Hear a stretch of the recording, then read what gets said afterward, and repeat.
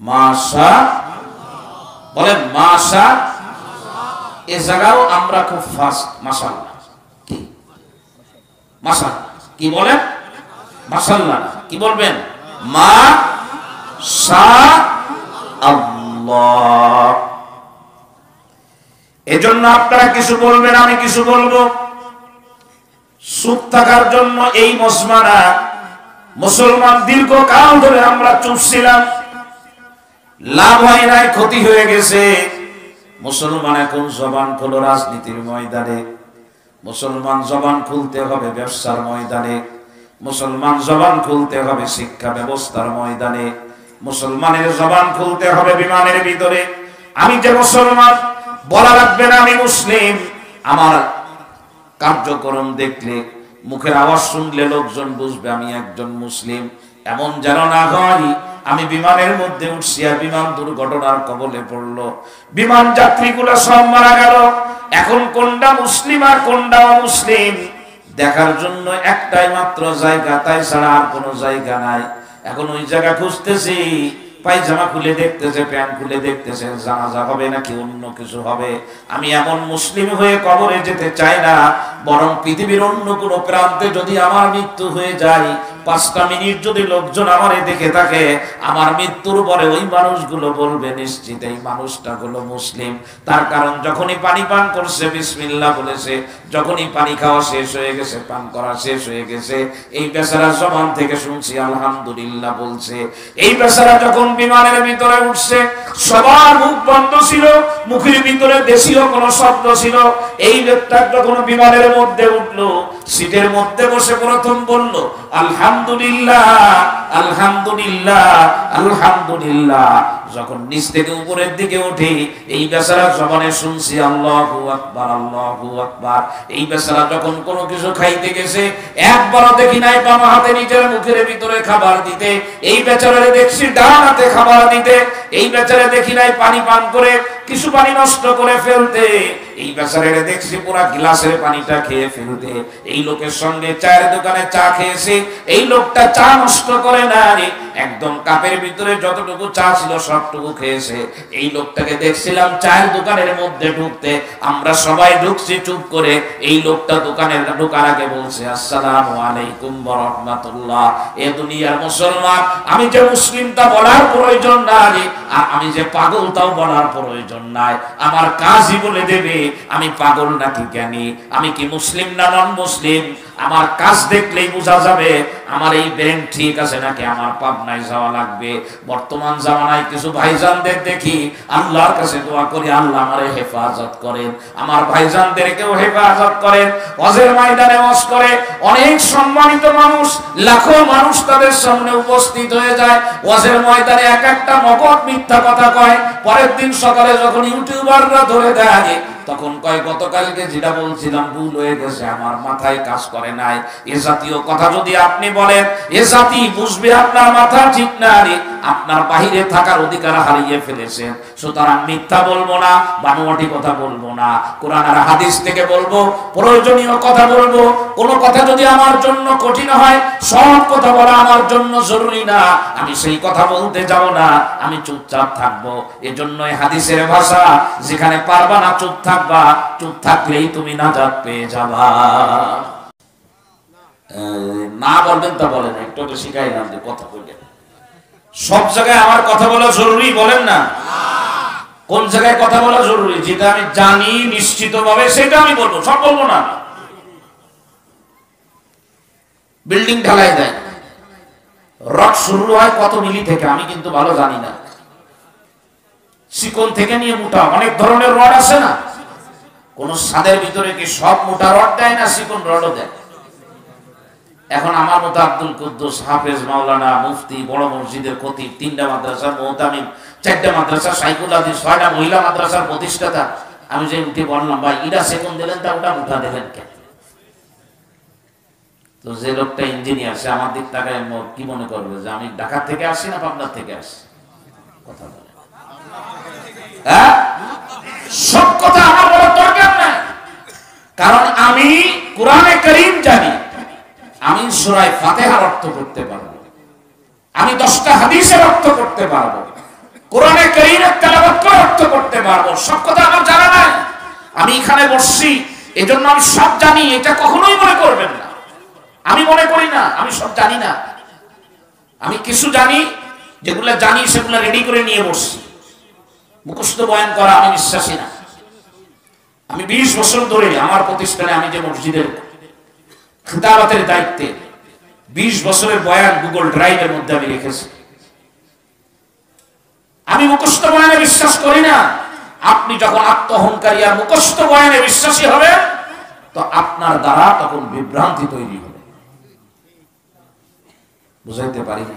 সব কথা সবাই জানে না, সব কথা বলতে জানো না। যেটা জানি ওইটা বলবো ইনশাআল্লাহ। বলেন ইনশাআল্লাহ। এই যে এই সময় আপনাদের দায়িত্ব ছিল ইনশাআল্লাহ বলার, তো বলেন নাই আপনারা। এই দেখছেন মানে অভ্যাস নাই কি নাই।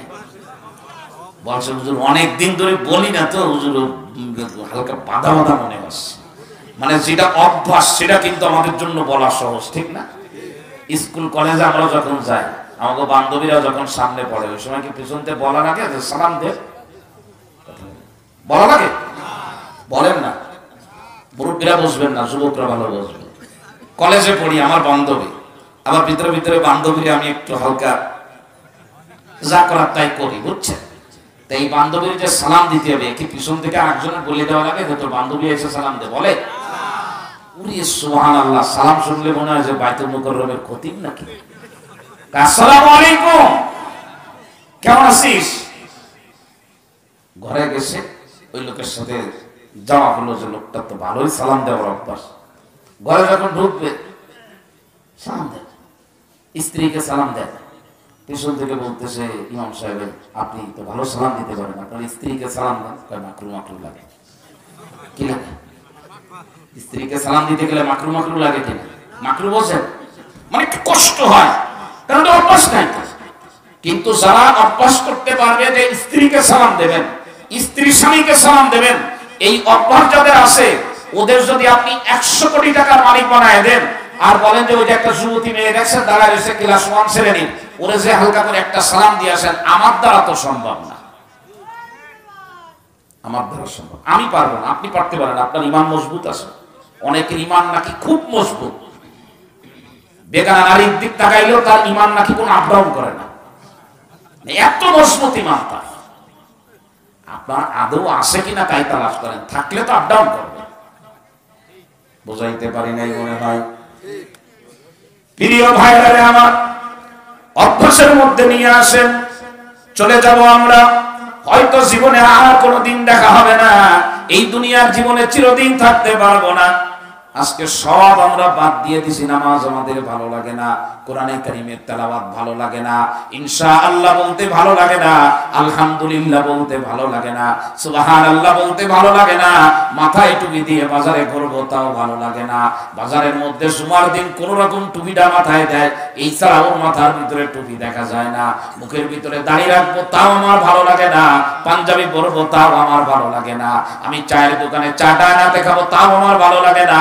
এখন আমার সামনে চলে আসছে বিশাল বড় এক মাসআলা, আমি কি ইসলামের পক্ষে না বিপক্ষে রায় দেব? ইসলামের পক্ষে রায় দেব, তাও আমার ভালো লাগে না।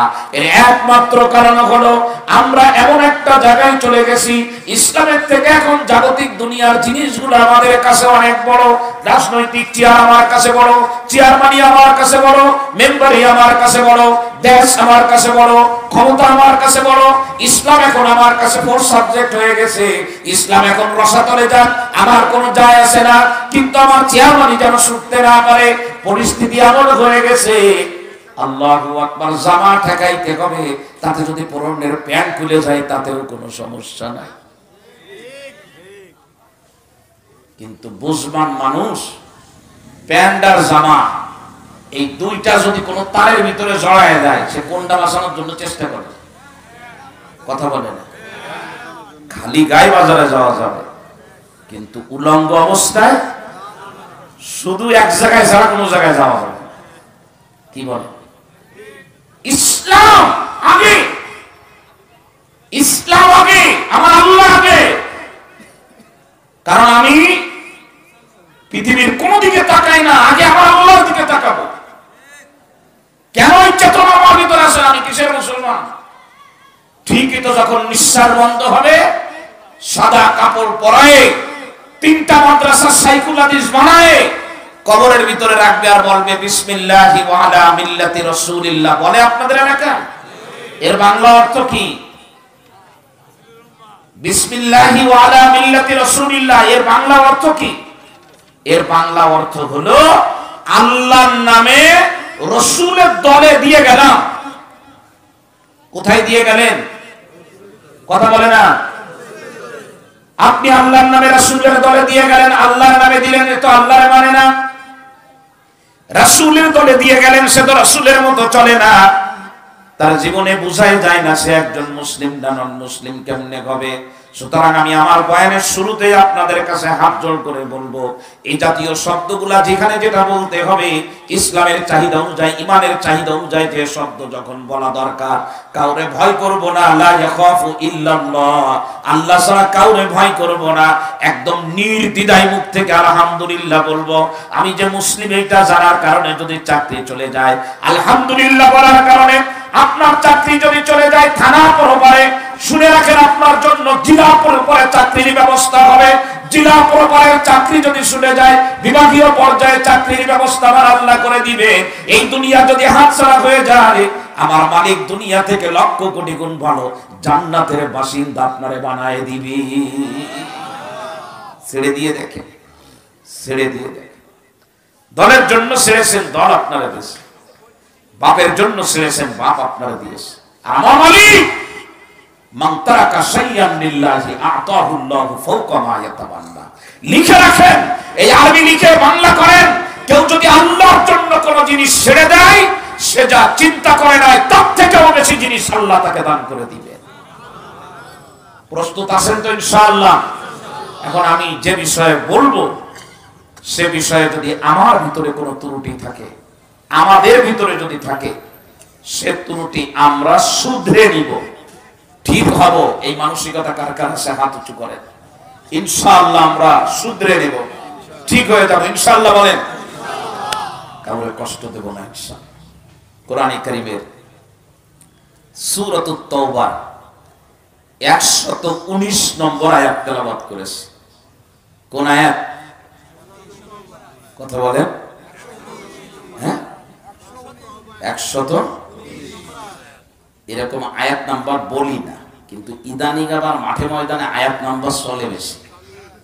মানে আয়াত নাম্বার বললি লোকজন বলে হুজুর কিন্তু মারাত্মক হুজুর, ভালো জানে, কিন্তু এই আয়াত নাম্বার বলার সাথে আপনি যেভাবে নেছেন অতভাবে নেওয়া ঠিক হয় না। কত বুঝে আসছে? বলছি আপনাদের আত্মতৃপ্তির জন্য, বাড়িতে যে যাতে আয়াতটা বের করে দেখতে পারেন। আমি তো আর ভালো যোগ্য না, আমার থেকে আপনাদের যোগ্যতা অনেক। সূরাতুত তাওবা কত নাম্বার আয়াত? শেষে হয়তো পরীক্ষা নিতে পারি হালকা করে, যে বলতে পারবে তাকে একটা পান খাওয়ার টাকা পুরস্কার দেওয়া হবে। 119 নম্বর আয়াত সূরাতুত তাওবা। চলেন তো আয়াতের মধ্যে আমার আল্লাহ কি বলেছে। ইয়া আইয়ুহাল্লাযীনা আমানুত্তাকুল্লাহ।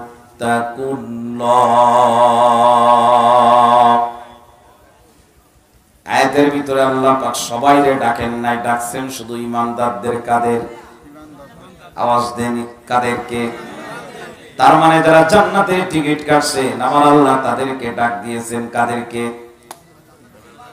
যারা জান্নাতের টিকিট কাটছেন। জান্নাতের টিকিটের নাম কি? জোরে বলেন। ঈমান। বলেন কি? ঈমান। বিশ্ববিদ্যালয়ে যখন স্টুডেন্ট অ্যাডমিশন দিয়ে চান্স পেয়ে যায়, বিশ্ববিদ্যালয়ে ভর্তি হবে, ভর্তি হওয়ার জন্য একটা টোকেন পেয়ে যায়, ঠিক একজন মানুষ যখন বলে লা ইলাহা ইল্লাল্লাহু মুহাম্মাদুর রাসূলুল্লাহ, তার মানে আমি আল্লাহকে মেনে নিলাম, আমি রাসূলকে মেনে নিলাম, আমি ইসলামকেও মেনে নিলাম। এই তিনটা ঘোষণা যখন কোনো মানুষ দিয়ে দেয়, ওয়াজাবাত লাহুল জান্নাহ, তার জন্য জান্নাত অবধারিত হয়ে যায়। যখন কেউ ঈমান আনে তার মানে জান্নাতের টিকিট যারা কাটে এখন জান্নাতের টিকিট কাটছি মনে করেন 2025 সালে, কিন্তু জান্নাতের এই টিকিট হাতে করে নিয়ে আমাকে যেতে হবে 2090 সাল পর্যন্ত। কত জোরে বলেন? 2090 সালে আমার মৃত্যু হবে, 2025 সালে আমি ঈমান আনলাম, 2090 সালে আমার মৃত্যু লেখা আছে। এই টিকিট আমার হাতের ভিতরে থাকবে, কিন্তু আমি যেন জান্নাতে যাইতে না পারি। আমার যতগুলো রাস্তা আছে এই ঈমানের টিকিট নিয়ে জান্নাতে যেন যেতে না পারি। আমার জন্য একজন রেডি হয়ে আছে, তার কাজ হলো যে কোনো মূল্যে আমারে ঠেকাইতে পারা। সে জান্নাতে যাইতে পারুক আর না পারুক, আমারে ঠেকাইতে পারা, এটাই হলো তার 100 নম্বরে পাস করা। মানে সে জান্নাতে যাবে না, আমারে ঠেকাই দিয়ে সে জান্নাতে যাবে, আমারে যাইতে দেবে না, এমন না। আমারে যে জান্নাতে যাওয়া ঠেকাইতে চাচ্ছে, সে চাইলেও জান্নাতে যাইতে পারবে না, না চাইলেও পারবে না, তার জন্য জাহান্নাম অবধারিত। তো তার এখন কাজ হলো আমারে ঠেকানো। আমারে ঠেকানোতে পারাই মানে তার একটা জীবনের সার্থকতা। তার নাম কি জোরে বলেন? বলেন না তার নাম কি? আমি তো টিকিট নিয়ে রওনা হয়েছি। ঈমান লা ইলাহা, টিকিট আমার হাতের ভিতরে। শয়তান বলে লা আকুদান্না লাহুম সিরাতাকাল মুস্তাকিম। টিকিট কাটছো তুমি যে রাস্তা দিয়ে জান্নাতে যাবা। শয়তান বলে আল্লাহ, বান্দা টিকিট কেটে জান্নাতে যাবে যে রাস্তা দিয়ে, আমি ওই রাস্তার মধ্যে বসে থাকবো। আমার কাজ হলো যে কোনো মূল্যে টিকিটটারে নষ্ট করে দিয়ে ওরে ঘুরায় ওই জায়গায় পাঠায় দে, যে জায়গায় আমি সবার শেষে যাব। সেই জায়গার নাম কি জোরে বলেন? আল্লাহ রাব্বুল আলামিন বলেন কিভাবে ধোঁকা দেবা? বলে লা আতিয়ান্নাহুম মিন বাইনি আইদিহিম ওয়া মিন খালফিহিম ওয়া আন আইমানিহিম ওয়া আন শামাইলিহিম। যশোরের মুসলমানেরা, আমিও যশোরের সন্তান। শয়তান বলে আমি ইমানদার যে জান্নাতে যাওয়ার টিকিট কাটছে, তারে যে আমি ধোঁকা দেব। আমার ধোঁকাটা হবে চতুর্মুখী ধোঁকা। কয় মুখী জোরে বলেন? আপনারা বলেন না ভাই চতুর্মুখী বিবাদে পড়ে গেছে, আমার আর বাঁচার উপায় নাই। চতুর্মুখী বিবাদ তার মানে হলো ডাইনে বামে সামনে পিছনে যেদিকে যায় সেদিকেই পা পিছলে যায়, কোনোভাবে বাঁচার কোনো উপায় নাই। শয়তান বলে আমি মানুষকে ধোঁকা দেবো চার দিক থেকে, ডান দিক থেকে, বাম দিক থেকে, সামনের থেকে, পিছনের থেকে, কোন রকম যেন পালিয়ে যেতে না পারে। এর ভিতরেও যারা ইমানদার পরীক্ষা দিয়ে জান্নাতে যাওয়ার জন্য টিকিট জোর করে ধরবে, আমার আল্লাহ কয় তুই চতুর্মুখী চক্রান্ত করেও হামলা করেও বান্দারে তুই জান্নাত থেকে ফেরাইতে পারবি না। আমি আল্লাহ আমার বান্দারে জান্নাতে দিয়ে দিব। শয়তান কয় দিক থেকে ধোঁকা দেয় বলুন না? এই 7 দিক থেকে ধোঁকার ব্যাখ্যা যদি দিতে যায় তাহলে অনেকে হালকা হালকা রাগ করবেন। রাগ করবেন না তো? বিশ্বাস করে যখন তাফসীরের কিতাবগুলো দেখি, তার আগে একটা কথা বলে নি। শয়তান যখন বলল যে 4 দিক থেকে ধোঁকা দিব, তো আল্লাহ তাআলা শয়তানের এই মেসেজ তো জানলেন না। তো তাফসীরে জালালাইনের টিকার মধ্যে আসছে, শয়তানকে প্রশ্ন করা হলো যে মানুষের দিক তো 6টা, মানুষের দিক কয়টা? ডান বাম সামনে পিছনে উপরে নিচে। তো শয়তানকে বলা হলো যে 4 দিক থেকে দিবা, তো আর 2 দিক বাকি রাখলে কার জন্য? শয়তান বলতেছে আর 2 দিকে আমি যাই না। তো বলে যাও না কেন? বলে নিচে যাই না এই কারণে যে মানুষ তৈরি হলো মাটির থেকে, আর আমি তৈরি হলাম আগুন থেকে। তো মাটির তৈরি মানুষের পান নিচে যায়, আমি ধোঁকা দেবো? আমার একটা প্রেস্টিজের ব্যাপার আছে না? আমি নিচে যাই না, কোথায় থাকি? দেখছেন শয়তান যে শয়তান, ওর কথা শুনলেও বোঝা যায়। কথা বুঝে আসছে না? শয়তান যে শয়তান এটা কি শুনলে বোঝা যায়? মসজিদে এক মুরব্বী পা লম্বা করে দিয়ে হাত একটা বাঁধায় দিয়ে এরকম করে বসে আছে। স্বাভাবিকভাবে মনে হচ্ছে যে এই মসজিদে তো এই টাইপের মুসাল্লি কেউ না। কিছু মুসাল্লি আছে না, দেখলে মনে হয় যে মালাকুল মউতের সাথে 2-3 বার দেখা হয়েছে মনে হয়, এরকম কিছু মুরব্বী আছে না? তো মুরব্বীরে জিজ্ঞাসা হইল যে চাচা বাড়ি কোথায়? কাজে এরকম মুসাল্লি তো এই মসজিদে দেখি নাই কোনোদিন। তার চাচা বলতেছে মধ্যে জিগাইছেন? কারে জিগাইছে? মধ্যে জিগা, মধ্যে জিগাইছেন। তো যখন চাচা কইছে মধ্যে জিগাইছেন, তো দ্বিতীয়বার প্রশ্ন করার দরকার আছে যে চাচা আপনার বাড়ি কোন জায়গায়? কথা বলে না। হ্যাঁ, চাচারা জিগাইলেন যে চাচা আপনার বাড়ি কোন জায়গায়? চাচা কয় মোরে কি বাড়ির কথা জিগা? তো চাচারে আর দ্বিতীয়বার বলা লাগবে যে আপনার বাড়ি কোন জায়গায়? চাচার কথা দিয়ে বোঝা গেছে যে চাচা আমার অঞ্চলের না বেডিন কথা বুঝিস। তো শয়তান যে শয়তান, এ শয়তানের সকাল বিকালের কথা শুনলেই বোঝা যায় এটা শয়তান। বুঝাইতে পারি নাই মনে, ওর কোনো সার্টিফিকেটের দরকার নাই। অনেক লোক বলে যে এই লোকটা যে খারাপ, আমার কাছে কোনো দলিল আছে? এই লোকটা খারাপের কি দলিল চাচ্ছেন আপনি? আপনি বলেন, সেই দলিল আমি আপনারা দিই। আপনারা রাগ করেন না, কত সময় বসবেন তো আমি জানি না, শেষ করে দেবো তাড়াতাড়ি। খুলনা দারুল উলুমে একজন হুজুর ছিলেন, মারা গেছেন, আল্লাহ জান্নাত নসিব করেন। হযরত মাওলানা শামসুল হক, নিক নাম, সংক্ষিপ্ত নাম ছিল গজালিয়া হুজুর, বাগেরহাটের গজালিয়া ওনার বাড়ি। তো হুজুর মতি মসজিদে ইমামতি করতেন, আমরা তখন ছাত্র। তো খুলনাতে এক পাগল আছে, মানে ছিল, এখন দেখা যায় না। এই পাগল খুলনার ডাক বাংলার ভিতরে একেবারে কেলে রোড দিয়ে, সিমেন্টি রোড দিয়ে, এরপরে আপনার অন্য জায়গার ভিতরে কালীবাড়িতে, বিভিন্ন জায়গায় এই পাগল সকালবেলায় রাত্রে সবসময় পড়ে থাকতো রাস্তার পাশে। তো দোকানদার যারা বড় বড় ব্যবসায়ী, এরা যখন সকালে দোকান খুলতে যায় তো 10টার দিকে, আমাদের খেয়াল করতে হবে, আপনাদের মধ্যেও কেউ এরকম রুগী থাকতে পারে, আমাদের মধ্যে। তো লোকজন যেভাবে পাগলরে বলতো একটা ফু দে, পাগল মাথায় হাত দিয়ে ফু দিত, এরপর দোকানদার যে দোকান খুললে নাকি ভালো লাভ হইতো। তো হুজুর এই দৃশ্য জানার পরে, হুজুরের কিছু মুসাল্লি এরকম করে, তো হুজুর জিজ্ঞেস করছে, আপনি নামাজ পড়েন 5 ওয়াক্ত, 5 ওয়াক্ত নামাজ পড়েন, আপনি তো হজও করছেন, তো আপনি ওই যে ওই পাগলের কাছে যান ফু দিতে, পাগলের মধ্যে পাইছেন কি? হুজুর এরকম কথা বলতেন, পাইছেন কি? তো এক মুরব্বী হুজুরে বলতেছে, হুজুর ওর ভিতরে যা আছে তা আপনি জানেন না, ওর ভিতরে যা আছে তা আপনি জানেন না। এই জাতীয় কথা আমরা বলবো না, ঠিক আছে না ইনশাআল্লাহ? একজন আলেম বলে দিল অমুক যে কথা বলতেছে কোরআন হাদিসের দৃষ্টিতে এটা চলে না, আপনি কোন যে আপনি বুঝলেন কি করে? আপনি আমাকে বুঝলেন কি করে? আপনি বলবেন না আমাকে, আমি আব্দুল কুদ্দুসকে, মুফতি আব্দুল কুদ্দুসকে শরীয়তের কোন ব্যাপারে যদি বলতে হয় আপনি বুঝলেন কি করে, এই কথা মুফতি আব্দুল মান্নান বলতে পারবেন, মুফতি উবাইদুল্লাহ বলতে পারবেন। আপনার মতো লোক যারা 3 দিন আগে ছিলেন একরকম, হঠাৎ মৌলবী হয়ে গেছেন, আপনি আমারে বলতে পারেন না এটা বুঝলেন কি করে? এটা চলে না। তো হুজুররা যখন বলছে যে ওর ভিতরে যা আছে হুজুর আপনি জানেন না, তো হুজুরও ছিলেন খুব ঠোঁট কাটা, আমার মতো এরকম, আমি তার ছাত্র। তো হুজুর বলতেছে ওর ভিতরে কি আছে তা আবার কি আলাদাভাবে জানা লাগবে? সব তো দেখা যাচ্ছে। বুঝাইতে পারি নাই মনে হয়। শয়তান যে শয়তান, এর কোনো ব্যাখ্যার দরকার কথা বলে না। দীর্ঘ 17 বছর ধরে বুঝাইছিলাম,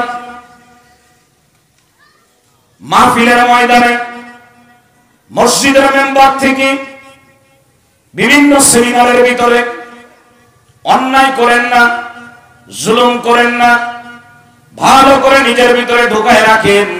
আপনার অন্যায়ের কারণে কেউ যদি বাড়ি না ঘুমাইতে পারে, আপনি কিন্তু দেশেও ঘুমাইতে পারবেন না। আপনি যদি কারোর ভাতের প্লেট কিনে নেন, আপনার জন্য ভাত রান্না করা হবে না। আপনি যদি কাউকে তার স্ত্রী থেকে আলাদা করে দেন মামলা দিয়ে, একদিন এমন হবে আপনি আপনার স্ত্রীকে খুঁজেও পাবেন না। কিন্তু আপনারা আমাদের কথা বিশ্বাস করেন নাই। আমরা আলেম, আমাদেরকে মনে করছেন আপনারা বোঝেন কি, আপনারা শুধু মসজিদ নিয়ে থাকেন। এ ভাই, এই জামানাতে এসে আমি আপনাদের পায়ে হাত রেখে বলি, কেউ যদি আল্লাহকে বাদ দিয়ে ভিন্ন কোন রাস্তাকে অবলম্বন করে, আমরা বোঝানোর জন্য বলবো, খবরদার ইসলামকে তার জায়গায়, সঠিক জায়গায় রেখে দিবেন। ইসলাম এক জিনিস, ইসলামের সঙ্গে ওইটাই যেতে পারে ইসলাম যেটাকে অনুমোদন দিবে। ডান আর বামকে যেমন একসঙ্গে করা যায় না, আপনি এই কথা বলতে পারেন না ভোট নেওয়ার জন্য বিভিন্ন কারণে, তোমারটাও ঠিক আমারটাও ঠিক, এ কথা আপনি বলতে পারবেন না। আপনাকে বলতে হবে আমারটা ঠিক, আমার ইসলাম হলো সঠিক, পৃথিবীতে অন্য কোন ধর্ম আমার আল্লাহর কাছে গ্রহণযোগ্যতা না। এইটা যদি আপনি বলতে না পারেন, আপনার জন্য রাজনীতি করার কোনো অধিকার নাই। আপনি সব এক করে ফেলতেছেন কিসের লোভে? মারা গেছেন, আল্লাহ জান্নাত নসিব করেন, একজনের নাম বলবো না, তাকে জিজ্ঞাসা করা হয়েছিল, আপনি যে ফরম্যাটে রাজনীতি করেন, জীবনে আপনি এমপি হতে পারবেন না। আমি আল্লাহর কাছে দোয়া করি, আমার নিজের কল্যাণের জন্য যতটুকু দোয়া করি তার জন্য বেশি দোয়া করি, তার জন্য নাম বলবো না। তিনি একটা জবাব দিয়েছিলেন, শোনো, আমি রাজনীতি করি আল্লাহর জন্য। আমি যদি কোনোদিন এমপি না হতে পারি, কোনো দুঃখ নাই। আমার এই চেষ্টার ভিতর দিয়ে যদি আসমানের মালিক সন্তুষ্ট হয়ে যান, তিনিই আমাকে জান্নাতের মালিক বানিয়ে দিবেন। আমি আমার ধর্মীয় নীতি নৈতিকতা বিক্রি করতে পারি না। আজকে আমরা বিক্রি করে দিচ্ছি, আমরা রীতিমতো সব। এত সোজা নয়, আল্লাহ বাস্তে এগুলি করবো না, এগুলি করবো না। কথা যেটা সঠিক সেটা সঠিক, ওইটাই তো বলতে হবে। তো শয়তান যে শয়তান, একটু ব্যাখ্যার দরকার নাই। বলতেছে আমি নিচে যাই না, কারণ আমার একটা ওজন আছে। আমি তো আগুনের তৈরি, আমি মাটির তৈরি, মানুষের পায়ের নিচে কেন যাবো? আমি যাবো না, আমার মান সম্মান পাবে। আরে বাবা! তো এখন শয়তানকে জিজ্ঞেস করা হয়েছে, নিচে নাই বাদ দিলাম, উপরের থেকে ধোঁকা দেন না কেন? কয় উপরের থেকে ধোঁকা দেই না এই কারণে আল্লাহ তাআলা আরশে আসিম থেকে বান্দার উপরে উপর থেকে রহমত নাযিল করে। তো একবার আমি আল্লাহর কথা না মেনে সিজদা না দিয়ে শয়তান হয়েছি। আমি যদি উপরে দিয়ে ধোঁকা দিতে যাই আর আল্লাহ যে রহমত দেয়, ওইটা আল্লাহর দিতে যদি কোনো অসুবিধা হয়, না জানি আমারে আরো কত গ্রেড নিচে নামায় দেয়। এই জন্য উপরে যাই না ভয়ের কারণে, নিচে যাই না গর্বের কারণে, আর চারদিক থেকে ধোঁকা দিই যোগ্যতার কারণে। তো আল্লাহ তাআলা শয়তানকে বলল, শয়তান তুমি শোনো, তুমি চারদিক থেকে আমার বান্দারে ধোঁকা দিবা। আমার বান্দা চারদিক থেকে বের হতে পারবে না, হাহুতাশ করবে। রাতের অন্ধকারে আমার বান্দা হাত তুলে আমার কাছে কাঁদবে আর চোখের পানি ফেলাবে। আমি বান্দারে তোমার চারদিক থেকে ধোঁকা দিচ্ছ, মাঝখান থেকে টান দিয়ে উঠায় আমার জান্নাতের মেহমান বানিয়ে দিই। শয়তান শক্তিশালী না আল্লাহ শক্তিশালী? শয়তান ইমানদারদেরকে ধোঁকা দিতে চায়। এজন্য কোরআনে কারীমে আমি যে আয়াতটা তেলাওয়াত করেছি, এরকম আয়াত আপনি আরো অনেকগুলো পাবেন। ইয়া আইয়ুহাল্লাযীনা আমানুত্তাকুল্লাহা ওয়া তানজুর নাফসুম মা কদ্দামাত লিগাদিন ওয়াত্তাকুল্লাহ। ইয়া আইয়ুহাল্লাযীনা আমানুত্তাকুল্লাহা হাক্কা তুকাতিহি ইয়া আইয়ুহাল্লাযীনা আমানুত্তাকুল্লাহা ওয়া কুলু কাওলান সাদীদা। ও যুবক বন্ধুরা, আমি তোমাদেরকে এত সহজে বুঝাইতে পারবো না, লম্বা সময় লাগবে। এই কলিজা নিংড়ানো কথাগুলো বলতেছি। আমার আল্লাহ পাক ইমানদারদেরকে ডাক দিয়ে বিভিন্ন পরামর্শ দিয়েছেন, যাতে ইমানদার তো জান্নাতে যাওয়ার টিকিট কাটছি, শয়তান যেন তারে জাহান্নামে নিতে না পারে। এই আয়াতের মধ্যে আমার আল্লাহ পাক বলেন, ও ইমানদার, তোমরা যারা জান্নাতে যাওয়ার টিকিট কাটছো, এই টিকিট তোমার হাত থেকে শয়তান ছিনায় নিতে পারবে না। যদি তোমার ভিতরে তুমি যোগ্যতা একটা অর্জন করতে পারো, সেই যোগ্যতা হলো এই অন্তরের ভিতরে তুমি আল্লাহর ভয় রাখবা। কার ভয়? জোরে বলেন। এ দুনিয়ার মুসলমানেরা, আমি কলেজে পড়ি, বিশ্ববিদ্যালয়ে পড়ি, আমি একজন ব্যবসায়ী, আমি রাজনীতিবিদ, আমি এই দেশের মধ্যে সাধারণ একজন কৃষক, কোনো অসুবিধা নাই, কাবিল পাস লাগবে না, দাওরায়ে হাদিস পাসও করা লাগবে না। কিন্তু আপনি ইমানের টিকিট কেটেছেন জান্নাতে যাওয়ার জন্য, দুনিয়ার শান্তি, পরকালের শান্তির জন্য। এই টিকিট আপনার হাত থেকে শয়তান নিতে পারবে না, অন্তরের ভিতরে যদি আল্লাহর ভয় থাকে। কার ভয়? জোরে বলেন। এই জন্য আমার আল্লাহ বলেন, হে ইমানদার, আল্লাহরে ভয় করবা সব কাজের ব্যাপারে। হাতের ভিতরে পানি দেবে, ওই পানি মুখের ভিতরে দেওয়া যাবে কি যাবে না, পৃথিবীর কে দেখলো আর কে দেখলো না এই চিন্তা করার দরকার নাই। অন্তরের ভিতরে মালিকের ভয় রাখবা, মালিক কিন্তু দেখতেছে। সুন্দরী রমণীর সামনে চলে আসছে, তাকাবে কি তাকাবে না, এই নিয়ন্ত্রণ করার জন্য পুলিশ থাকবে না, আর্মি থাকবে না, র্যাবও থাকবে না, মুফতি আব্দুল কুদ্দুসও থাকবে না, মাওলানা আব্দুল মান্নান সাহেব হুজুরও থাকবেন না, মুফতি আমারুল্লাহ থাকবে না, মুফতি উবাইদুল্লাহ থাকবে না। কে তোমারে কন্ট্রোল করবে? আমার মালিক বলেন, এ বান্দা, তুমি যখন ঈমান আনছো, জান্নাতে যাওয়ার টিকিট যখন কাটছো, এই টিকিট যেন শয়তান নিতে না পারে, ঈমানের টিকিট যেন হামলা করে নিয়ে যেতে না পারে। এজন্য তোমার অন্তরের ভিতরে আল্লাহর ভয় রাখবা সব সময়। তুমি কোন জায়গায় বসবা, কোন জায়গায় বসলে তোমার জন্য ভালো হবে, এইটা তোমার নিয়ন্ত্রণ হবে তোমার অন্তরের ভয় দ্বারা। অন্তরের ভিতরে যদি ভয় থাকে আল্লাহ, যে আমি যে কাজটা করতেছি এই কাজের ব্যাপারে পৃথিবীর কোনো আদালতে মামলা হবে না, পৃথিবীর কোনো বাদশা ধরবে না, কেউ আমাকে কোনোদিন কোনো ধরনের জিজ্ঞাসা করবে না। এ দুনিয়ার মুসলমান হৃদয় নিংড়ানোর কথা, রাতের অন্ধকারে ঘরের ভিতরে আসে, আপনি কাজ করতেছেন, পৃথিবীর কেউ আপনারে দেখে না, কিন্তু অন্তরে যদি ভয় থাকে, আমার এই কাজ একজন দেখতেছেন, তার নাম কি? জোরে বলেন আমার আল্লাহ। তাহলে আপনারে দিয়ে কেউ কোনোদিন খারাপ কাজ করাইতে পারবে না। এজন্য মানুষের ভিতরে যখন তাকওয়ার গুণ চলে আসে, ওই মানুষের ব্যাপারে আমার আল্লাহ পাক বলেন, হে পৃথিবীর মানুষ শুনে রাখো, চেয়ারম্যানের 35 সার্টিফাই লাগবে না, মেম্বারের সার্টিফাই লাগবে না, এমপি মন্ত্রীর কাছে যাওয়া লাগবে না। আমার আল্লাহ কোরআনে কারীমের মধ্যে বলেন, ভালো করে শুনে রাখো, যাদের অন্তরের ভিতরে আল্লাহর ভয় আছে, আমার আল্লাহ পাক বলেন, ইন্না আক্রামাকুম ইনদাল্লাহি আতকাকুম, যার অন্তরে যত বেশি আল্লাহর ভয় হবে, তুলনামূলকভাবে এই জমিনের মধ্যে সব থেকে বেশি সম্মানের জায়গা সে পাবে। এ দুনিয়ার যুবক বন্ধুরা, চলো আমার সঙ্গে একটা দিন আমার সঙ্গে যাও, আমি ফজরের নামাজে দেখাবো, যোহরের নামাজে দেখাবো, আর আসরের নামাজে, মাগরিবের নামাজে, এশার নামাজে দেখাবো। হাজার হাজার স্টুডেন্ট পড়াশোনা করতেছে, এমন অনেক মেয়ে তুমি দেখবা বিশ্ববিদ্যালয়ের ভিতরে, যেখানে স্বাধীনতা দিয়ে দেওয়া হয়েছে, কাপড় পরতেও পারেন নাও পারেন এমন একটা অবস্থা, কিন্তু সেই বিশ্ববিদ্যালয়ের ভিতরে সত্যি এমন অসংখ্য নারী আমি আপনাকে দেখাইতে পারবো, হাত মোজা পরে, পা মোজা পরে, মাথা থেকে পাতলা পর্যন্ত ঢেকে, তারপরে অনার্স মাস্টার্স করে বের হয়ে যায়, ফজরের আজান হয়ে গেছে, কত লোক সব ঘুমায় আছে, হাজার হাজার স্টুডেন্ট ঘুমানো, কিন্তু হলের ভিতরে হাজার হাজার স্টুডেন্টের ভিতর থেকে দেখবেন এক যুবক সে উঠে গেছে, গায়ের মধ্যে পাঞ্জাবি পরে, বৃষ্টি হচ্ছে, হল থেকে ভিজতে ভিজতে মসজিদের দিকে রওনা হয়ে গেছে, বলে আমাদের ঘুম হারাম করে মসজিদে যান। পৃথিবীর কোনো পুলিশের ভয় না, কোনো হুজুরের ভয় না, ওর অন্তরের ভিতরে একজনের ভয় কাজ করে, তার নামটা কি জোরে বলেন? এ দুনিয়ার মুসলমান দামি হওয়া আর বেদামি হওয়া, কে দামি আর কে বেদামি নির্ভর করতেছে আল্লাহর ভয়। আমার আল্লাহ পাক বলে, ও ইমানদার, জান্নাতের টিকিট ছিনতাই হওয়া থেকে যদি নিজেরে বাঁচাইতে চাও, অন্তরের ভিতরে রবের ভয় ঢোকাও। অন্তরের ভিতরে যদি রবের ভয় ঢোকে, রাজনীতি করবা কিন্তু কথাই তখন ওজন আসবে। অন্তরের ভিতরে যদি আল্লাহ ভয় থাকে, ব্যবসা করবা তবে তোমার ভিতরে সততা চলে আসবে। অন্তরের ভিতরে যদি আল্লাহর ভয় থাকে, বয়ানের ময়দানে বসে বিভ্রান্তিমূলক কথা তোমার মুখ থেকে বের হবে না। আমি যে কথা বলতেছি আপনারা শুনতেছেন কয়জন আমি জানি, আপনারা একটু পরেও ভুলে যাইতে পারেন, কিন্তু শুনে রাখেন, বয়ানের চেয়ারে যখন বয়ান করা হয়, মা ইয়ালফিজু মিন কাউলিন ইল্লা লাদাইহি রাকিবুন আতীদ, প্রত্যেকটা কথা লিখে রাখা হচ্ছে।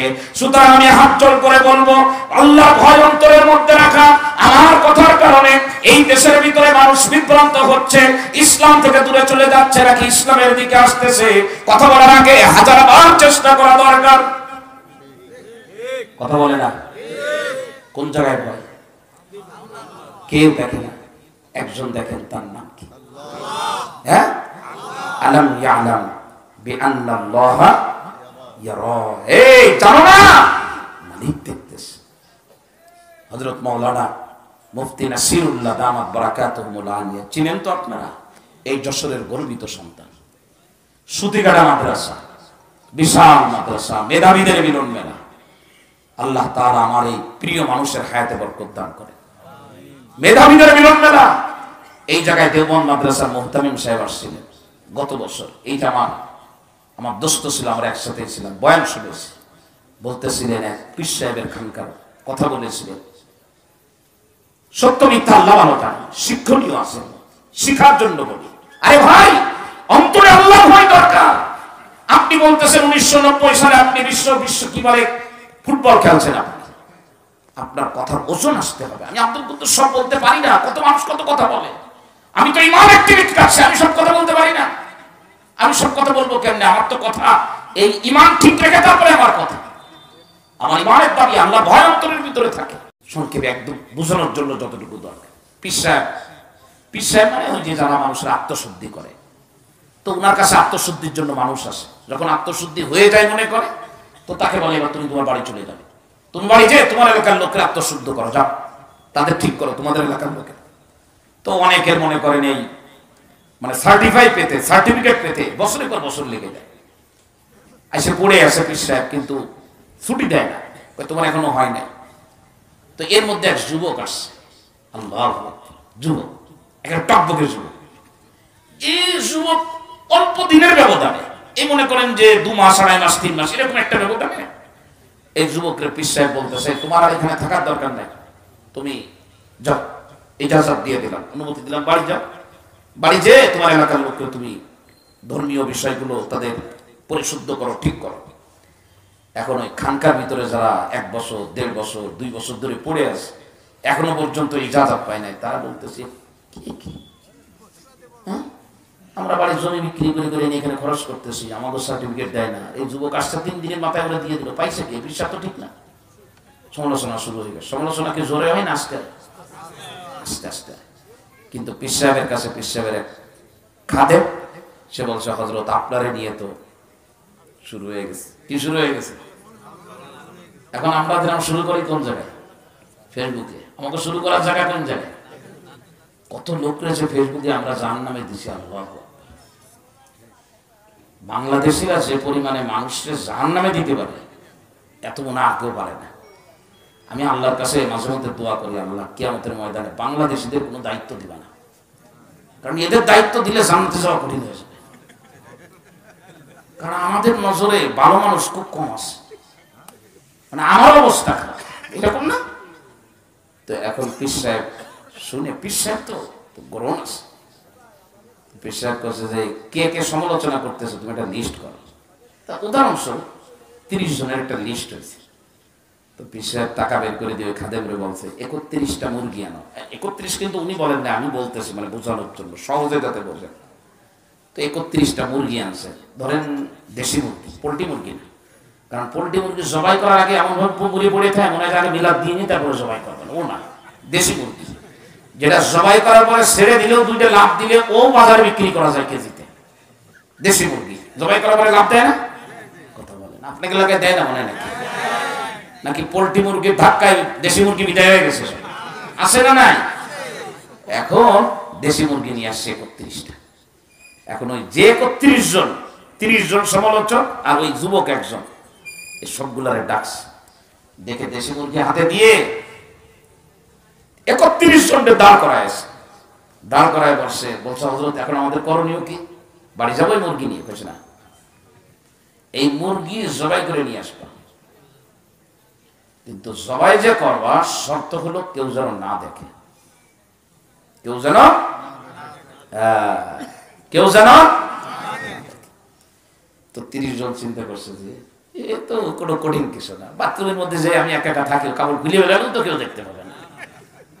তো এখন 30 জন যে মানে যত দ্রুত সম্ভব মুরগি জবাই করে গোশত তৈরি করে, এখন যেমন আমরা তৈরি করে নিয়ে আসি, এখন তো আমাকে মাছ আছে যারা আছে এখন এতে কাপে বসে গেছে, কোনো কাজ নাই। যশোর অঞ্চলে কি অবস্থা আমি জানি না, কি হ্যাঁ যশোর অঞ্চলে হয়তো মাছ চাষিরা এখন অ্যাক্টিভ আছে, কিন্তু আমাদের খুলনা অঞ্চলের কথা বলতেছি, সবাই এতে কাপে বসে গেছে। এখন দোকানদার জবাই করে দেবে, জবাই করে দিয়ে এক জামানা ছিল মেশিনের মধ্যে দিয়ে বডিটা বের করে দেবে, বাড়িয়ে নিয়ে করবে। এখন আবার বলে দেয় শোনো ও খুব খারাপ বা ও কুটিয়ে নিয়ে নেয়, কুটে যে আনবে আবার বলে দেয় ফিতা দিয়ে মাপ দিয়ে দিয়ে গোশ কাটবে, ছোটও হবে না বড়ও হবে না, মাঝামাঝির থেকে একটু বড় হবে। কি আপনাদের বলে কি বলেন?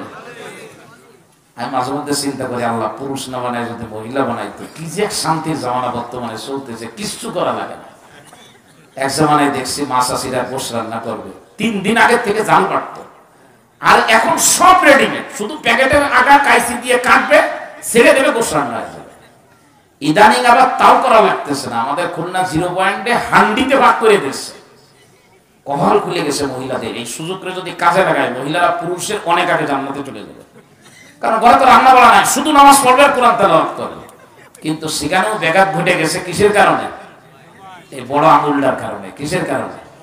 সারাদিন বসে বসে মশলা হল করতেছে। সবাই না, যশোরের মহিলারা বাঁধে, যশোরে আবার হাকিমপুরের মহিলারা বাঁধে, নাকি হাসিমপুর কাশিমপুরের মহিলারা বাঁধে। কথায় কথা চলে আসলো, এত এত বিলাসিতা ভালো না, নিজেকে আরো বেশি কর্মমুখী করার চেষ্টা করবো, বলেন ইনশাআল্লাহ। এখন মুরগি জবাই করে নিয়ে 30 জন চলে আসছে, হুজুর এটা নিয়ে আসছে। এখন 30 জন আসছে, কিন্তু যুবক একটু খেয়াল করেন, যুবক 30 জন তখন বলা বলি করতেছে, একটা মুরগি জবাই করতে পারে না, তারে আবার ইজাজত দিয়েছে লোকজনকে ভালো বানাইতে। পীর সাহেব তো বুঝতে পারে না যুবকের কি যোগ্যতা আছে, যুবক আসে না। এখন যুবক না আসলে তো এই মুরগি জবাইয়ের যে রেজাল্ট সেটাও ঘোষণা করা যাচ্ছে না। এখন এই 30 জন মিলে আবার একটা আলাদা মিলাদের আয়োজন করলো যে যুবক যাতে দ্রুত আসে। তো যুবক মোটে আসে না রে ভাই, আস্তে আস্তে অনেক পরে আসছে। ভাই গল্পে গল্পে যদিও গল্পের কথা, কিন্তু এই কথা থেকে মাওলায় পাকরে অন্তরের ভিতরে ঢোকানোর এক চেতনা নিয়ে উঠতে হবে। দীর্ঘ সময় পর যুবক আসবে, মুরগি জবাই করতে পারে না, হাতের ভিতরে ধরে নিয়ে আস। পীর সাহেব হুজুরের সামনে এসে বলতেছে, হুজুর পারলাম না জবাই করতে। বলে বাধা কি? বলে আপনি একটা শর্ত দিয়েছেন, কেউ যেন না দেখে। আমি দুনিয়ায় এমন জায়গায় গেছি, আমার মাও দেখবেন, আমার আব্বাও দেখবেন, আমাদের এলাকার কেউ আমারে দেখবে। এই কাশিমপুরের মুসলমানেরা ফজরের নামাজ না পড়ে ঘুমায় থেকো না, ইসলামের বিরুদ্ধে আর চক্রান্ত করো না, ইসলাম উলামায়ে কিরামের বিরুদ্ধে আর কথা বলো না।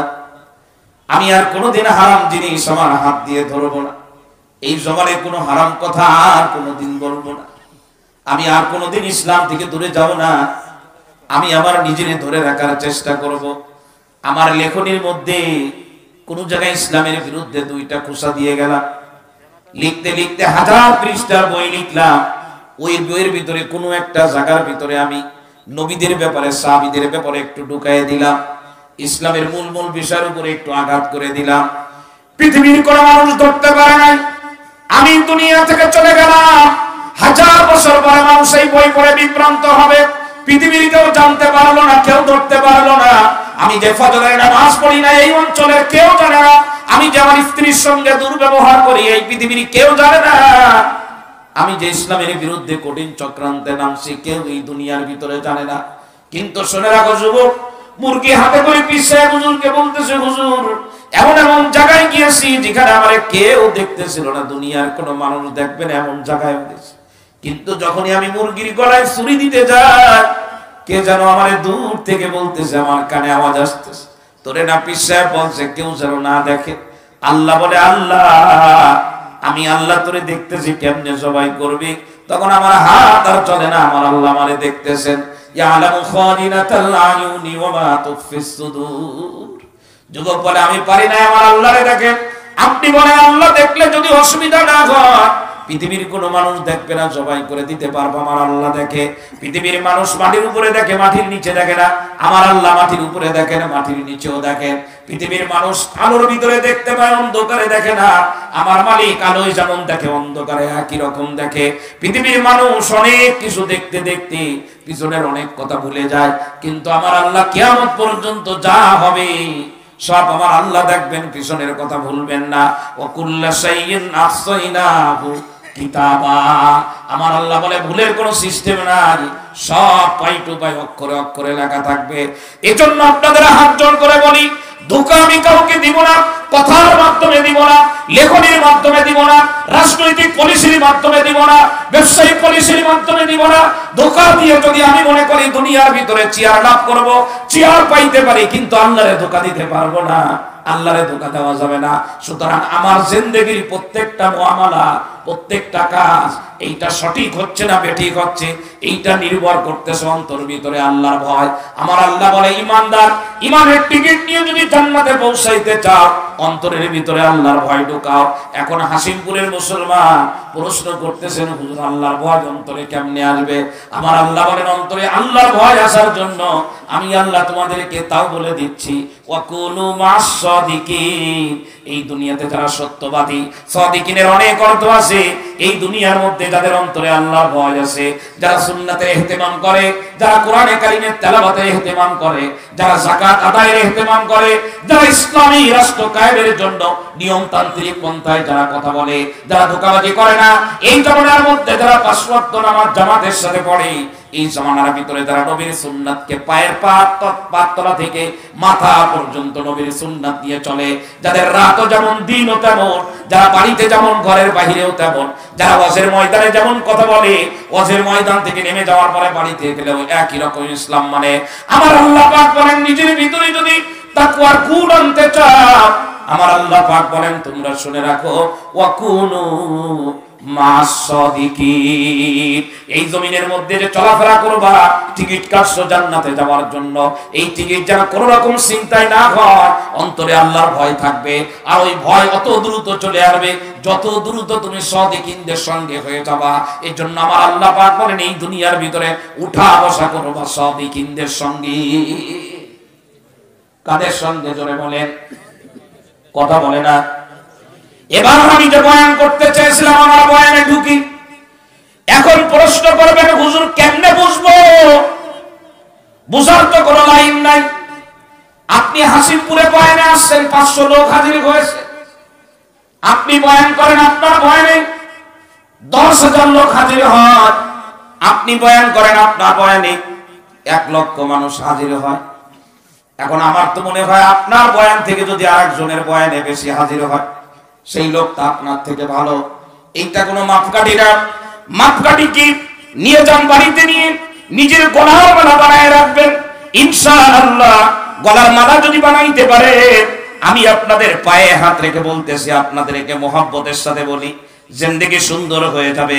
আল্লাহর নবীকে প্রশ্ন করলেন একজন সাহাবী, ইয়া রাসূলুল্লাহ, আমি আপনার কাছে জিজ্ঞাসা করতে চাই, ঈমান যদি নিয়ে জান্নাতে যাইতে চাই, ঈমান নিয়ে দুনিয়া থেকে বিদায় হতে চাই, এর জন্য এই দুনিয়াতে কার সঙ্গে চললে আমার ঈমানের সেফটি হবে, আমার আমলের সেফটি হবে, আমার আকীদা বিশ্বাসের সেফটি হবে? আল্লাহর নবীকে প্রশ্ন করা হলো, আইয়ুজুলাসা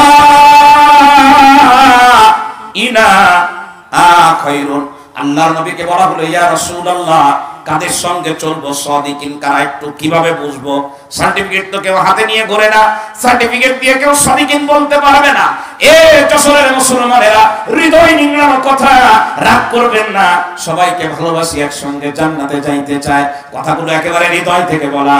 আল্লাহর ওয়াস্তে ধোঁকায় পড়বেন না। বর্তমান জামানায় মুসলমানদেরকে ধোঁকা দেওয়ার জন্য মুসলমানদের মুবাশারাতান মুখোমুখি কিন্তু ইহুদিরা আসে না। মুসলমানদের ঈমানের লাইনে ধোঁকা দেওয়ার জন্য কোন খ্রিস্টান কিন্তু আপনার চোখের সামনে আসবে না। কিন্তু কারণ খ্রিস্টান এমন এক জাতি, আমার সামনে এসে আমারে ধোঁকা দেবে এত হিম্মত তার ভিতরে নাই, কোন ইহুদির ভিতরে এত হিম্মত নাই। আমার মতো আব্দুল কুদ্দুসের সামনে দাঁড়িয়ে বলবে, আমি ইহুদি, আমি তোমারে ধোঁকা দিতে আসছি, জাহান্নামে নেব। কিন্তু মুসলমানের ধোঁকা দেওয়ার জন্য ইহুদি খ্রিস্টান 7 সমুদ্রের ওপারে দাঁড়িয়ে এই জায়গার ভিতরে, মুসলমান দেশের ভিতরে, মুসলমানের বাড়ির পাশে, মুসলমানের পোশাক পরা, মুসলমানের লিবাস নিয়ে চলা, মুসলমানের নাম নিয়ে চলা কিছু মানুষকে শয়তান দাঁড় করায় দেয়। বুঝবেন কি করে? কিভাবে বুঝবেন? আমিও তো সেই দোকান মধ্যে থাকতে পারি, যে কথা বলতেছি সেই ভয়াবহ অবস্থায় তো আমিও থাকতে পারি। নবী আমার বলেন, শোনো, কার সঙ্গে মিশবা, কার সঙ্গে থাকবা, কার সঙ্গে উঠা বসা করবা, আমি পরিচয় বলে দিই, আপনারা লিখে রাখেন। যদি কাগজটাকে কাগজের মধ্যে লিখে নেন, আমি আমার নিজের কথা বলতেছি না। আল্লাহ নবী বললেন, মান যাক্কারাকুম বিল্লাহি রুয়াতুহু। 1 নাম্বার, মান যাক্কারাকুম বিল্লাহি রুয়াতুহু, যারা দেখলে আল্লাহর কথা স্মরণ, বলেন, যারা দেখলে, বুঝাইতে পারি না, কার কথা স্মরণ হয় বলেন না? আমি ওপেন আল্লাহকে সাক্ষী রেখে বলতেছি, আমারে দেখে যদি কারোর আল্লাহর কথা স্মরণ না হয়, তার জন্য আমার অনুসরণ করাও বৈধ না।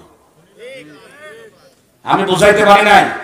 আমি আমাকে নিয়ে বললাম, কোন ব্যক্তির আমার থেকে দেখলে যদি আল্লাহর কথা স্মরণ না হয়, আমার অ্যাক্টিভিটিস, আমার কার্যক্রম, ওই ব্যক্তির জন্য আমার পিছনে চলাও শরীয়তে জায়েজ না। আপনি তো মসজিদের ইমাম না, এরকম রাস্তার পাশে মসজিদ আছে না? আমার সময় কত, শেষ করে দেবো নাকি? খেয়াল করেন আমার দিকে, আপনারা ভালো ধারণা নিয়ে এখান থেকে উঠবেন। আমি কাউকে কষ্ট দেওয়ার জন্য বলতেছি না, আল্লাহ, আমি নিজে বাঁচতে চাই, আপনারা আমাকে ভালোবেসে সামনে বসছেন, আপনাদের কেউ বাঁচাইতে চাই। আমি আমাকে দিয়ে বলেছি, আমি মসজিদের ইমাম, এই মসজিদের, আপনি মসজিদে ঢুকছেন, আমারে দেখে আপনার রুচি হয় না, আপনি আমার পিছনে ইক্তেদা করবেন, এটা আপনার জন্য জায়েজ নাই।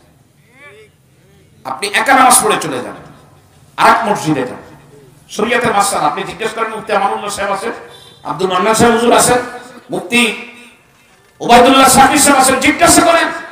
আপনার আমার পিছনে ইক্তেদা করা যদি আপনার, আমার দেখলে যদি আল্লাহর কথা স্মরণ না হয়, আপনি দাঁড়ায়েন না আমার পিছনে, কিন্তু সেটা যৌক্তিক হতে হবে। কি হতে হবে? এখন আমি এই যে অবস্থায় আছি, আমারে দেখে আল্লাহর কথা স্মরণ হচ্ছে না, এক লোকে সে পানির থেকে মদ খাই বেশি, এটা এলাও না, এটা চলবে না।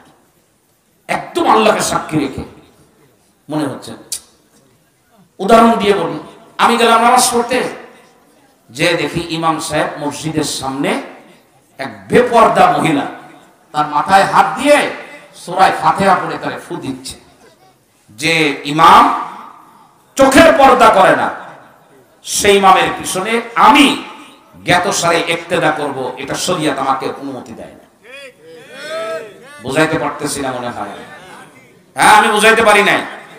মান যাক্কারাকুম বিল্লাহি রুয়াতুহু। আপনি বয়ান করতে আসছেন, আমি বয়ান করতে আসছি, আমি আপনাদের বলে যাই, রাগ করবেন না। কারোর প্রতি কারোর দুর্বলতা থাকতে পারে, আমি তো কারোর নাম বলবো না।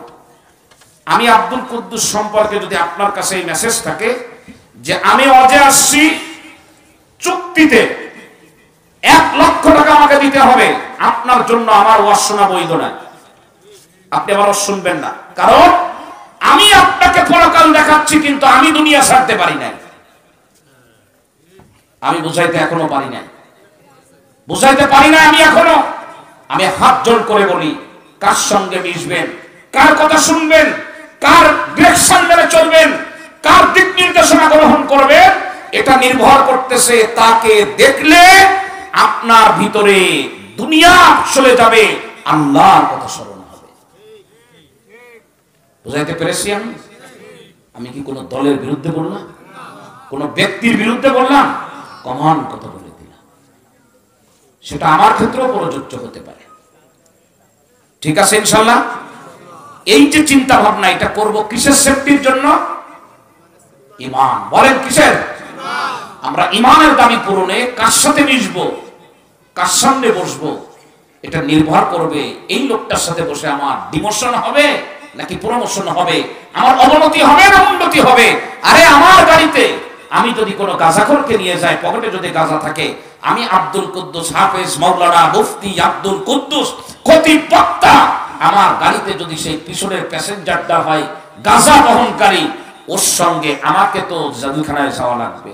যদি আমার পুলিশ আমার উপরে দয়াও করে, কমস কম মানুষ আমাকে নিয়ে হালকা একটু গালমন্দ করবে যে একজন গাঁজাখোরকে নিয়ে হুজুর কিভাবে চলে। এটা যদি হয় দুনিয়ার নিয়ম, আপনি যাকে ফলো করতেছেন যে অনবরত মিথ্যা কথা বলে, ইসলামের নামে মানুষকে ধোঁকা দিচ্ছে, উলামায়ে কেরাম আপনাকে সচেতন করতেছে, এরপরেও যদি আপনি তার পিছনে চলতে থাকেন বিভিন্ন নাম বেরেমে, নিঃসন্দেহে আপনার জন্য হুমকি, আমার জন্য সেটা হুমকি। বোঝার জন্য বলি, আমাকে যদি আপনার মাপকাঠিতে ধরা পড়ে, আমাকেও বাদ দিয়ে পাগল হওয়া যাবে না, উম্মাদ হওয়া যাবে না। উম্মাদ হওয়া না, শরীয়তে উম্মাদ হওয়া জায়েজ না। আপনি অন্ধ অনুকরণ করবেন, এটা শরীয়তে জায়েজ না। একটু হুঁশ করেন। মান যাক্কারাকুম বিল্লাহি রুয়াতুহু। আপনি যাকে নিয়ে এত কথা বলতেছেন, আব্দুল কুদ্দুসকে নিয়ে, তার কি অবস্থা? দেখলো তার মুখে দাঁড়িয়ে, মাস্টার দাড়ি তার মুখে। আপনি বলবেন দাড়ি রাখা নিয়ে তো কথা আছে, সৌদি আরবের ইমামের দাড়ি নাই। সৌদি আরবের ইমাম তো আমার জন্য দলিল না। কোরআন হাদিসের কোথাও নাই যে সৌদি আরবের ইমাম আমার জন্য দলিল। আমার জন্য দলিল তারাকতু ফীকুম আমরাইন লাম তাদিল্লু মা তামাসসাকতুম বিহিমা কিতাবাল্লাহি ওয়া সুন্নাত রাসূলি। মিশর, এরদোগান আমার জন্য দলিল না, মিশর আমার জন্য দলিল না, আমেরিকা আমার জন্য দলিল না, পাকিস্তান আমার কোনো দলিল না, আফগানিস্তান আমার কোনো দলিল না। আমি মুসলমানের বাচ্চা, আল্লাহর নবীর উম্মত। নবী আমাকে দুটো দলিল দিয়ে গেছেন, একটা হলো কোরআনে কারীম আর একটা হাদিস।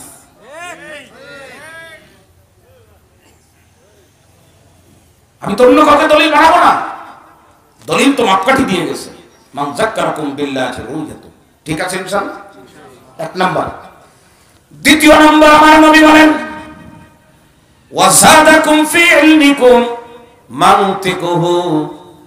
যা মুখের কথা শুনলে তোমার জ্ঞান বাড়বে, ধর্মীয় জ্ঞান। কি বাড়বে জোরে বলেন? 1-1.5 ঘন্টা বয়ান করার পর বক্তা নেমে যাচ্ছে, শ্রোতারে জিজ্ঞাসা করা হলো কি বুঝলেন, কি নিতে পারলেন? কিচ্ছু নিতে পারি নাই, কিছুই দিতে পারে নাই বক্তা আমারে। চলবে না। 1 ঘন্টা 1.5 ঘন্টা বয়ান করে সব মনে রাখতে পারেন নাই। কমস কম এই গেট থেকে বের হওয়ার আগে একজন আরেকজনকে প্রশ্ন করবেন, পানি পান করার পরে কি বলতে হয়? ভবিষ্যতে কোনো কাজ করব, কি বলতে হয়? গাছের ভিতরে বড় বড় ফল হয়েছে, কি বলতে হয়? পৃথিবীতে চলবো, কে আমারে দেখেন, একজন দেখে, তার নাম কি? আপনি এই কথাগুলো বলছেন, আপনার জ্ঞান বাড়ছে, ঠিক না বেঠিক জোরে বলেন? প্রিয় ভাইরা আমার, আমি বড় হৃদয় নিংড়ানো কথা তাফসীরুল কোরআন মাহফিল আয়োজন করা হয়। আলহামদুলিল্লাহ, অনেক খারাপের তুলনায় বড় ভালো ভালো মজমা হয়, কিন্তু সেই মজমাগুলোর ভিতরে আমলে জিন্দেগি আসতে হবে, রিজাল্ট দিয়ে আমাদেরকে বসতে হবে। আল্লাহ নবী বলেন, কার সঙ্গে বলবা, কার সঙ্গে চলবা, কারে বন্ধু বানাবা, 2 নাম্বার মাপকাঠি নিজের কাছে রেখে দিও। ওয়াজাদাকুম ফি ইলমিকুম মানতিকুহু, যার কথা শুনলে সকাল থেকে বৈকাল পর্যন্ত যার সাথে উঠা বসা করলে, তার কথার ধরন শুনলে তোমার জ্ঞান বাড়ে, কোরআনে কারিমের শুদ্ধ তেলাওয়াত তোমার ভিতরে আসে। এখন দেখা গেল আমি যার সাথে চলতেছি তার তেলাওয়াত ভুল, আমারটা কেমনে ঠিক হবে? আমি যার সাথে চলতেছি সে নিজেই তো মিথ্যা কথা বলে, আমি কেমনে সত্য কথা বলবো? ও দুনিয়ার মুসলমানেরা, 3 নম্বরে নবী আমার বলেন, ওয়াযাক্কারাকুম বিল্লাহি আমালুহু, আমি এমন একজনের সঙ্গে চলবো, নবী আমার বলেন, যার কর্মকাণ্ড দেখলে, যার কাজ দেখলে, যার সারা জীবনের কর্ম তৎপরতা দেখলে আল্লাহু আকবার, তোমার আল্লাহর স্মরণ হয়, আর তার কাজের ধরন দেখলে আল্লাহর কথা মনে পড়ে। আল্লাহর নবী বলেন, এই 3 গুণ যাদের ভিতরে থাকবে, তোমার ইমানের সেফটির জন্য, তোমার অন্তরের ভিতরে আল্লাহর ভয়ের জন্য তার সঙ্গে তুমি চলবা। এ দুনিয়ার মুসলমানেরা, আমি একদম আপনাদেরকে কর জোরে বলতেছি, আমি কারোর নাম বলবো না। আমার বিশ্ববিদ্যালয়ের একদম পাশে একটা মসজিদ বানানো হয়েছে, ফজরের আজান দেওয়া হয়, মাঝে মধ্যে আমাদের মসজিদে আজান হওয়ার পরে তারপরে আজান দেওয়া হয়, আসরের আজান, মাগরিবের আজান দেওয়া হয়, আমাদের মসজিদে আজান দেয়, আমাদের কানে আওয়াজ আসে, ঠিক 4-5 মিনিট আগে আজান দেয়, আমরা ইফতার করি, তার 4-5 মিনিট আগে তারা ইফতার করবে। এ দুনিয়ার মুসলমানেরা, ফজরের আজান আমাদের পরে দিচ্ছে, আবার মাগরিবের আজান আমাদের আগে দেয়, ইশার নামাজের আজান আমরা যখন দেয় তখন দেয়, কিন্তু যোহরের নামাজের আজান ওই মসজিদের ভিতরে 12:15টার সময় থেকে দেওয়া শুরু হয়ে যায়। আমি প্রশ্ন করলাম, কেন এমন করো? আমি বিশ্বাস করি, নিঃসন্দেহে আমি তোমাদেরকে আমার শত্রু মনে করি না, আমি তোমাদেরকে প্রতিপক্ষ মনে করি না। আল্লাহর ওয়াস্তে হাত জোড় করে বলতেছি, এমন কাজ করো না যে দুনিয়ার স্বার্থ হাসিলের জন্য। একটু তুমি চিন্তা করবা, আমার এই কাজের দ্বারা কোনো বিশৃঙ্খলা তৈরি হচ্ছে কিনা। নিঃসন্দেহে এই গ্রুপ মুসলমানদের মধ্যে বিভ্রান্তি তৈরি করে, একটা এমন অবস্থায় থেকে সে নিজেও জানে না এই বিভ্রান্তি কাদের কারণে আমি ছড়াচ্ছি। আজকে নবীরা, সমস্ত নবীরা মাসুম, আমি আপনাদের সময় নিয়ে বলতে পারবো না, আমার বড় কষ্ট হয়। নবীরা মাসুম, সমস্ত নবীগুলো জান্নাতি। এই আলোচনা কেন আমাদের এখন করা লাগবে? এই কথা আমাদের কেন এখন আলোচনায় আনতে হবে? গত কয়েকদিন আগে আমি আমার নিজের কথা বলি, আমি মসজিদের বারান্দায় বসা, আমার পাশেই দেখি কয়েকজন যুবক কথোপকথন চলতেছে, হালকা করে তারা নিজেরা ধর্মীয় আলোচনা করতেছে। এর মধ্যে একজন পড়ে আসছে সাহাবীদের ব্যাপারে, সেই সাহাবীদের ব্যাপারে আলোচনার ভিতরে সে বলতেছে, বইয়ের ভিতরে পড়ছি সাহাবীদেরকে নিয়ে কোনো সমালোচনা করা যাবে না, সমস্ত সাহাবী হলো জান্নাতি। পাশের থেকে একজন বলতেছে, বোঝে না কিছু, সে বলতেছে সব সাহাবী জান্নাতি না। আমি তখন আমার মাথাটা ঘুরায় বললাম, এই কি বলো, কি বললে? সমস্ত সাহাবী জান্নাতি না? বলে না। তুমি কি কিভাবে বলতেছো? বলছে এটা আমি জানি। কিভাবে জানো? কথা বলো। তো আমি তখন বললাম, আমার দিক খেয়াল করো। আমি বললাম, কোরআন শরীফের আয়াত, ওয়াকুল্লাহু ওয়াদাল্লাহুল হুসনা, সমস্ত সাহাবীদের জন্য আমার আল্লাহ কল্যাণের ফয়সালা করেছেন, তার ব্যাখ্যা কি? আর কোনো কথা বলে না। হে প্রিয় ভাইরা, এই যে বিভ্রান্তি, কবরের আযাব, কবরে আযাব হবে, এইদিকে আমার খেয়াল করে, কবরে আযাব হবে। এখন আমার এইটা আলোচনা কেন করা লাগবে? আমি এইটা কেন বলবো? ওই যে আমি বলেছি, ইহুদি আপনার সামনে আসতেছে না, খ্রিস্টান আসতেছে না, এই সমস্ত বিভিন্ন আকীদা সংক্রান্ত ইস্যু দিয়ে ইমানদারের ইমানের টিকিটকে হাত থেকে নিয়ে নেওয়া হচ্ছে। বলে কবরের আযাব সত্য না, এটা হুজুরদের বানানো। কাদের বানানো? আমাদের খেয়াল করেন একটু, কাদেরকে বানানো? আরে তুমি কিভাবে বুঝলে হুজুররা বানানো? বলে কোরআন শরীফে কোথাও কবরের কথা নাই। কোথায় নাই? আমার দিক খেয়াল করেন। তো আমি বললাম, ভাই আপনি হলেন ব্যবসায়ী, খুলনার একজন বড়, আমি তো একটা মসজিদের ইমাম, আমি তো কোরআন হাদিস পড়ি, তা আমি একটু কথা বলি আপনার সাথে, সময় আছে? বলো। আমি বললাম, আমি দুটো আয়াত বলি আপনাকে। একটা হলো 24 নম্বর পারার 11 নম্বর পৃষ্ঠার মাঝামাঝি আছে, আন-নারু ইউরাদুনা আলাইহা গুদুওয়ান ওয়া আসিয়া। আপনি আমাকে বলেন এইটুকু বাংলা অর্থ কি এবং এইটা কোথায় প্রযোজ্য হবে, আমাকে একটু বলেন। বলছে আমি তো বাংলা অর্থ জানি না। তো আমাকে তর্ক করেন কেন? আন-নারু ইউরাদুনা আলাইহা গুদুওয়ান ওয়া আসিয়া, যারা পাপী হবে, খারাপ হবে, কবরে রাখার পরে ওই কবরের ভিতরে তাদের সামনে সকাল বিকাল অর্থাৎ প্রতিনিয়ত জাহান্নামের আগুন তাদের সামনে আনা হবে। বলে কবরের কথা কোরআন শরীফে কোথাও নাই। কয় পৃষ্ঠা পড়ছেন আপনি? আপনি তো বলেন কওমি মাদ্রাসার ইলম বাউন্ডারির মধ্যে সীমাবদ্ধ। এগুলো যারা বলে কিছু লোক এরকম বলবে, এটা মাথার শিরা উপশিরার ব্যাপার, এটা বুঝের ব্যাপার। কওমি মাদ্রাসার উলামায়ে কেরাম আলহামদুলিল্লাহ এটা নিয়ামত এই জামানার জন্য। আল্লাহ তাআলা কওমিতেও পড়াইছেন, আলিয়াতেও পড়ছি, বিশ্ববিদ্যালয়েও পড়ছি, ঘুরে ফিরে সব জায়গা আল্লাহ দেখাইছে, সব জায়গা দেখাইছে। কওমি মাদ্রাসা নিয়ে কথা বলার আগে অনেকবার হওয়া দরকার। এদেশে যদি 6 লক্ষ মসজিদ থাকে, এদেশের 5 লক্ষ মসজিদের মেম্বারে মানুষের নেতৃত্বের জায়গায় থেকে কোরআন আর হাদিসের 10 বয়ান খুতবা এগুলি কওমি মাদ্রাসার উলামায়ে কেরাম দিয়ে যাচ্ছে। তাই বললাম কোরআন শরীফে কবর পান নাই আপনি? কয় না, পাই নাই। আমি পুরো কোরআন শরীফ পড়ছি। কয়বার পড়ছেন? তা পড়ছি বাংলায় কয়েকবার। এখন 18 নম্বর পারা বের করেন, 18 নম্বর পারার 6 নম্বর পৃষ্ঠা বের করেন, এক বের করেন। ওমিন ওয়ারাইহিম বারযাকুন 7 নম্বর পৃষ্ঠা। ওমিন ওয়ারাইহিম বারযাকুন ইলা ইয়াউমি ইউবাসুন। মানুষ যখন মারা যাবে কিয়ামতের আগ পর্যন্ত আলাদা একটা জায়গায় তাকে রাখা হবে, সেই জায়গার নাম হলো আলমে বারযাক। কি নাম? এই বারযাকুন শব্দ কোরআন শরীফে আসছে।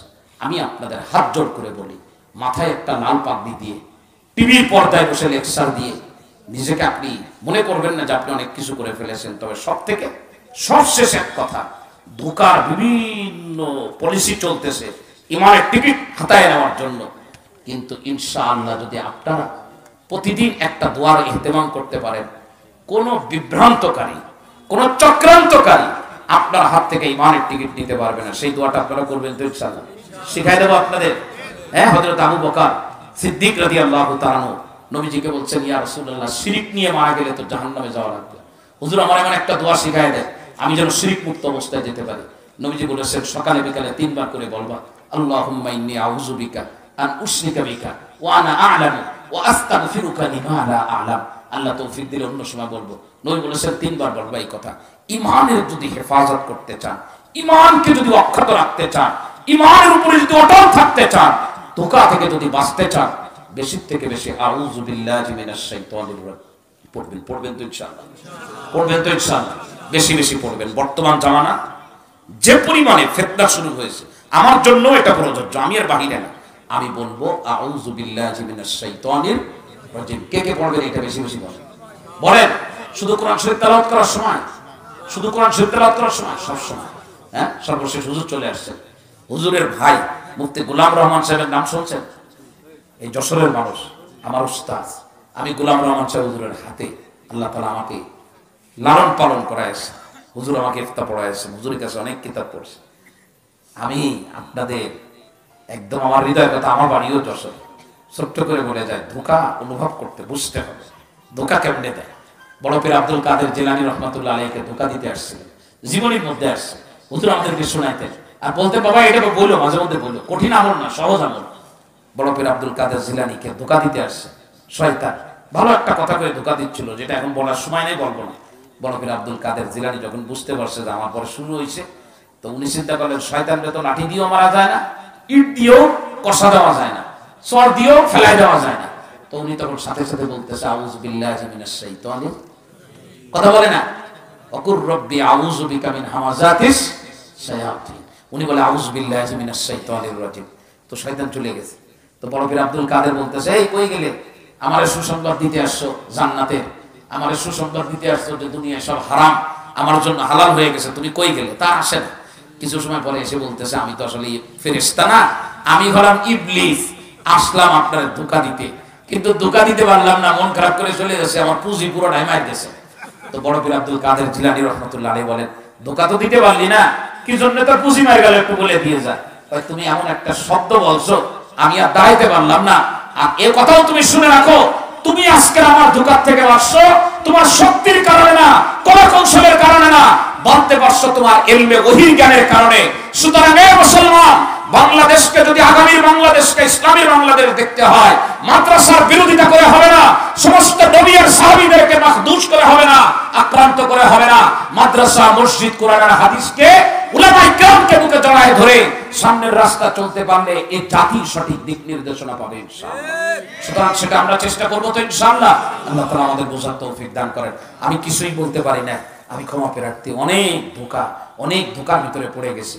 আল্লাহ যেন ধোঁকা থেকে আমাদেরকে বাঁচায়, তার জন্য আউযু বিল্লাহি মিনাশ শাইতানির রাজিম পড়বেন। আর উলামায়ে কেরাম যাদের কথা শুনলে জ্ঞান বাড়ে, যাদের আমল দেখলে পরকালের কথা মনে পড়ে, এমন মানুষগুলোকে দূরে নয়, এমন মানুষগুলোকে সরায় দেওয়া নয়, এমন মানুষগুলোকে প্রতিপক্ষ বানানো নয়, এমন মানুষগুলোকে বিতর্কিত করা নয়, বরং এই মানুষগুলোকে গলার সঙ্গে জড়ায় দেওয়া। এটাই হবে আগামীর জন্য আমাদের কল্যাণ। সুতরাং আসুন এই জায়গাটায় আমরা উলামায়ে কেরামের কাছে চলে আসি। আসবো তো ইনশাআল্লাহ। কষ্ট পেয়েছেন আপনারা? কষ্ট পেয়েছেন? কিছু নিয়ে যাইতে পারবেন তো ইনশাআল্লাহ। আল্লাহ তাআলা আপনাদের সকলকে কথাগুলোর উপরে আমল করার তৌফিক দান করেন। অনেক ভালো মানুষ আপনারা। যে মাহফিল, এই মাহফিল যারা আয়োজন করেছে একদম অল্প সময়, তাদের যে উদ্দেশ্য আছে সে উদ্দেশ্যে যেন আল্লাহ কামিয়াবি দান করে। সবাই বলেন আমিন। আল্লাহ যেন তাদের উদ্দেশ্যের মধ্যে ভরপুর কামিয়াবি দান করেন। হুজুরের জন্য, সুস্থতার জন্য দোয়া চাই। আমরা সবাই দোয়া করবো। আবারও দেখা হবে ইনশাআল্লাহ। আসসালামু আলাইকুম ওয়া রাহমাতুল্লাহ।